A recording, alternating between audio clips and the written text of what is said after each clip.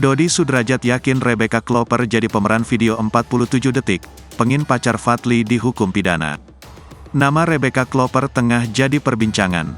Pasca video 47 detik mirip dirinya tersebar, Rebecca Klopper pun menjadi buah bibir masyarakat. Netizen pun ramai-ramai membahas apakah pemeran dalam video tersebut benar pacar Fadly Faisal. Dodi Sudrajat pun ikut berkomentar tentang video Rebecca Klopper. Dodi Sudrajat merasa lega Rebecca Klopper sudah dilaporkan ke polisi. Ayah Mayang tersebut juga menyinggung nasib cucunya, Gala Sky. Ia meminta pengacara Milano Lubis untuk mengusut tuntas kasus ini. Ia berharap ada hukuman yang pantas untuk Rebecca Klopper. Dodi Sudrajat juga meyakini bahwa pemeran dalam video itu adalah Rebecca Klopper.